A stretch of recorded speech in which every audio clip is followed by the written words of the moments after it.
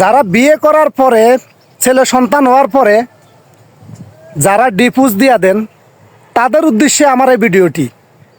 যদি আপনি ডিভোর্সে দিতে হয় তাহলে ছেলে সন্তান নেওয়ার আগে আপনি ডিভোর্স দিবেন।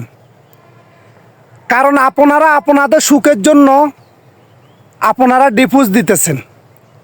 হয়তো আপনারা আরেকটা বিয়ে করবেন, আরেকটা সংসার করবেন, কিন্তু কখনো কি আপনারা ভেবে দেখেছেন যে বাচ্চাটাকে রেখে আপনারা ডিভোর্স দিতেছেন, যে বাচ্চা কাচ্চাকে রেখে তাদের অবস্থাটা কী হবে কখনো ভেবে দেখেছেন? কখনো ভেবে দেখেন নাই। আপনারা দেখেছেন আপনাদের সুখের কথা, কারণ আপনারা সংসার করে সুখী হবেন, ভালো থাকবেন। কিন্তু কখনো কি আপনারা ভেবে দেখেছেন যে ছেলে সন্তানকে রেখে আপনারা ডিভোর্স দিয়ে আপনারা আপনাদের সুখ শান্তি মতো সংসার করতেছেন, তাদের অবস্থাটা কী হবে কখনো ভেবে দেখেছেন? তাদেরকে কে দেখবে? তারা কার পরিচয় দিয়ে চলবে? কার পরিচয় দিবে? কোথায় যাবে? কোথায় থাকবে? কোথায় গিয়ে দাঁড়াবে? কখনো কি আপনারা ভেবে দেখেছেন? কখনো ভেবে দেখেন নাই।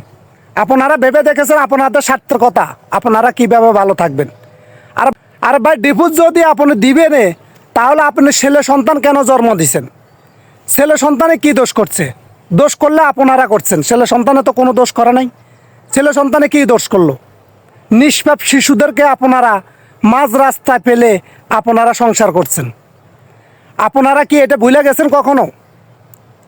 যদি আজকে আপনার মা বাবাও এরকম করতো, আপনাদের জীবনটা কোথায় গিয়ে দাঁড়াতো কখনো আপনারা ভেবে দেখছেন? ভেবে দেখেন নাই। আসলে ভাই, সংসার করার আগে আমি মনে করি ছেলে সন্তান নেওয়ার আগে 100 বার ভাবা উচিত যে আপনার সাথে সংসার করতে পারবো কি না।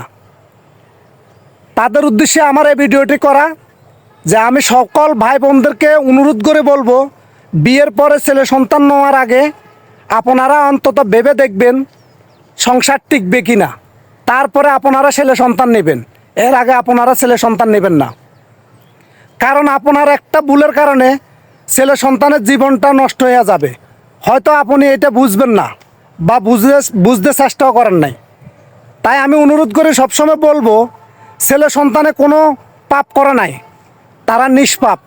তাদেরকে আদর স্নেহ থেকে কখনো বঞ্চিত করবেন না। সকল মা বোনদের উদ্দেশ্যে আমি এই ভিডিওটা করলাম। সকল মা বোনদেরকে আমি হাত জোড় করে বললাম যে অন্তত ছেলে সন্তানের কথা চিন্তা করে কখনো ডিভোর্স করবেন না, যাদের ছেলে সন্তান আছে। সবাইকে অনুরোধ করে বললাম, কারণ ছেলে সন্তান কখনো অপরাধ করে নাই। ছেলে সন্তান আপনাদের উদ্দেশ্যে ছেলে সন্তান পৃথিবীতে আসছে, কিন্তু দিন শেষে আপনারা ছেলে সন্তানকে রেখে অন্য জায়গায় যে বিয়ে হয়ে আপনারা সুখ শান্তি মতো সংসার করছেন।